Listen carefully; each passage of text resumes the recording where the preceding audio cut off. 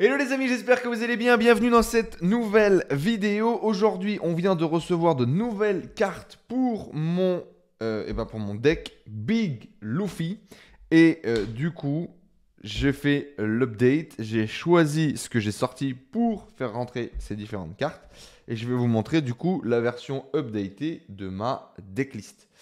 Voilà, n'hésitez pas à me dire ce que vous en pensez, surtout au niveau des choix. Je ne suis pas encore sûr. Je prépare cette decklist pour aller jouer samedi un tournoi local ici à Lisbonne. Et je suis vraiment impatient de voir ce que cette nouvelle liste va donner, notamment les cartes comme Shanks, Zoro, où je ne les ai jamais jouées par le passé.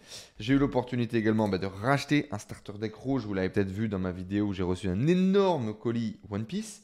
Et également deux Jet Pistol, deux Jet Pistol supplémentaires qui vont faire le taf parce que c'est vraiment une carte qui est incroyable. J'ai du coup décidé de side out un Uta. Et franchement, je suis pas sûr sur le choix du Uta parce que je trouve Uta tellement fort où à un moment donné dans la partie, tu la pioches en début de game. Bah, tu peux la jouer, ça a un body 4000 pour 4. Elle va te récupérer peut-être une amie au cimetière, peut-être un chopper au cimetière. Euh, Elle peut aller chercher plein de trucs. Elle peut vraiment tutor n'importe quelle carte qui est un utilitaire en fait.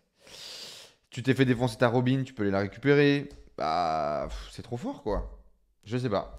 Donc je trouve ça vraiment vraiment fort. Et en même temps, c'est un approche beaucoup plus contrôle du jeu.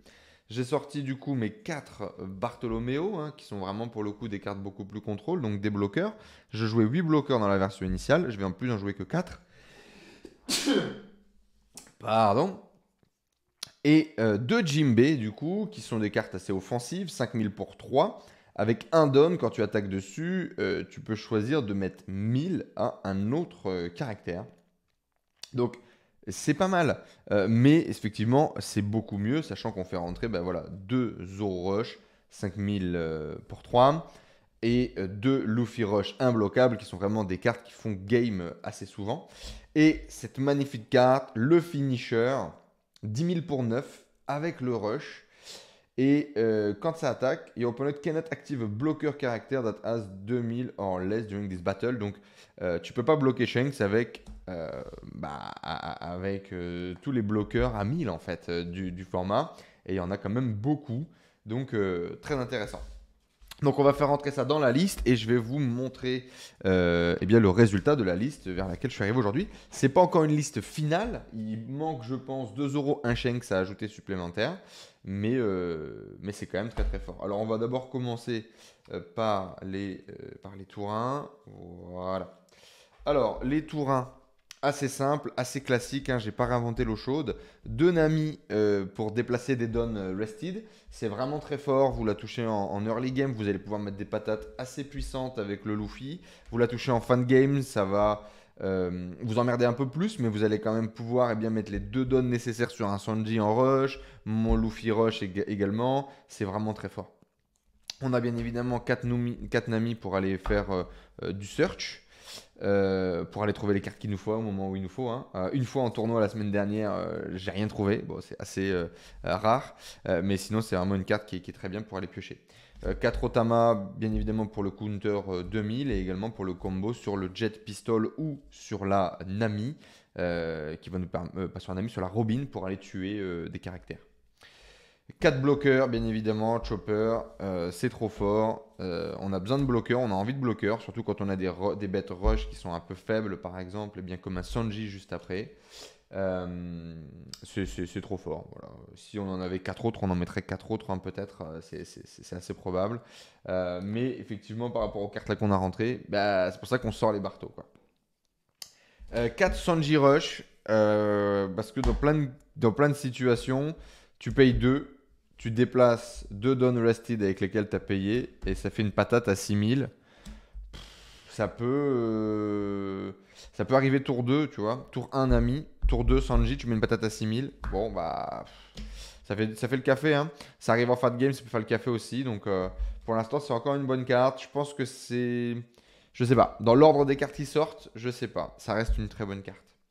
J'ai également, du coup, maintenant les counters 2000 et les cartes que pour le coup sont un peu plus amovibles. Donc j'ai 2 Sanji, 2 Brook et 2 Gordon. Le Brook du coup pour la combo avec le Sanji et avec le Luffy Rush, hein, tu mets 2 dons supplémentaires et du coup il devient imbloquable, bah, ça te permet d'économiser tes dons et vraiment d'avoir plus de value sur les cartes que tu joues.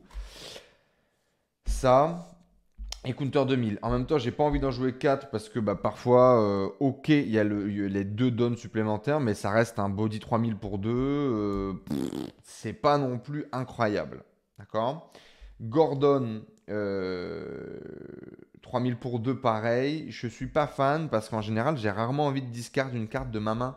J'ai rarement envie de recycler une carte de ma main. J'aurais bien pioché, mais recycler une carte de ma main, je suis pas sûr. Je suis vraiment en hésitation avec les Usopp, par exemple, qui peuvent être très intéressants dans des match-ups spécifiques, qui jouent beaucoup d'event.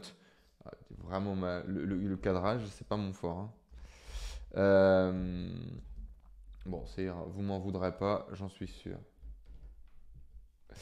Et les Sanji, du coup, dans des match-ups qui sont beaucoup plus lents, où effectivement tu vas sacrifier un point de vie, ça va quand même faire un sacré pain dans la gueule du voisin.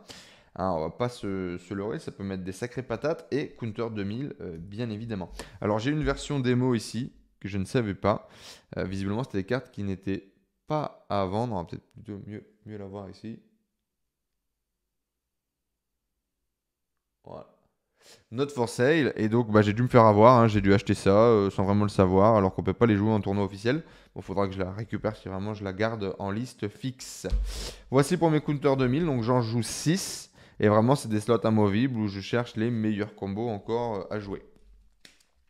Alors ensuite, qu'est-ce qu'on a?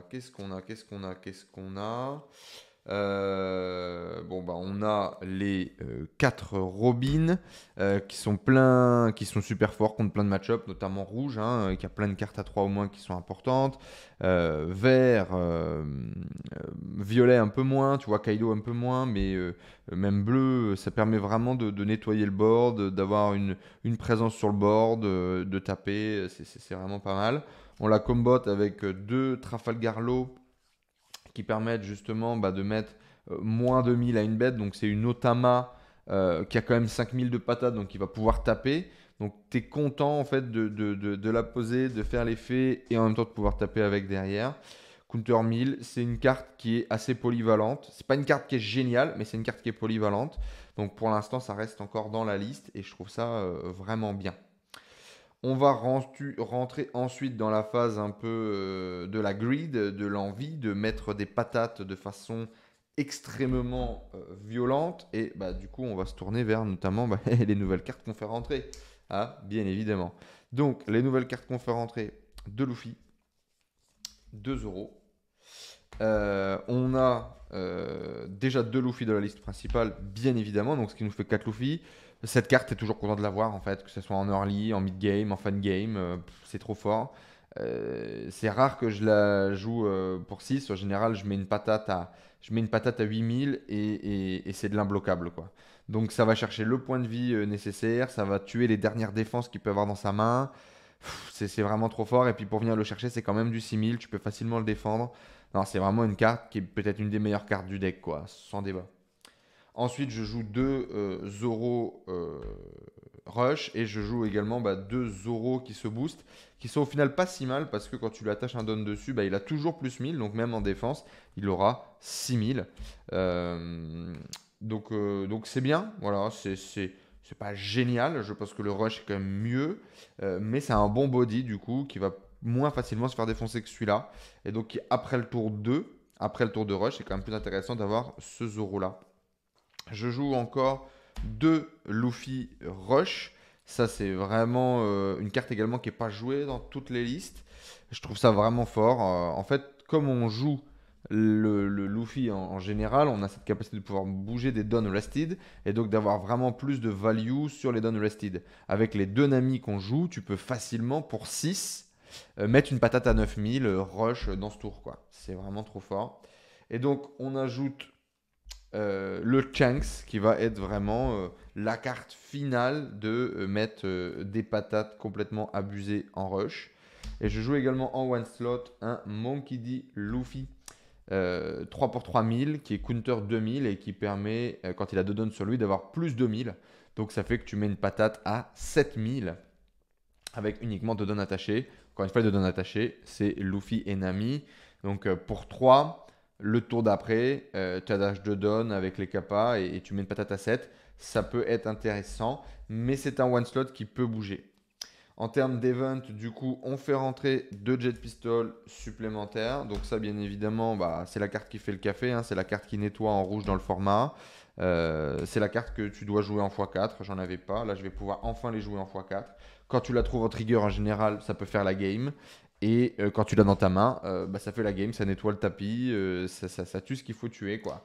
Ça tue bien évidemment bah, les cartes d'en face. Ça combotte avec Otama et Trafalgar Law. C'est vraiment trop fort. C'est vraiment trop fort. Je, je joue 2 Red Hawk supplémentaires qui sont vraiment bien, je trouve. J'apprends encore à les jouer, mais ils sont vraiment bien. Tu es en défense. Oui, tu dois garder 2 mana up. Tu dois garder 2 dons ouverts. Mais ça te permet vraiment de défendre, garder un point de vie supplémentaire et boum, tuer un bloqueur ou tuer un attaquant supplémentaire.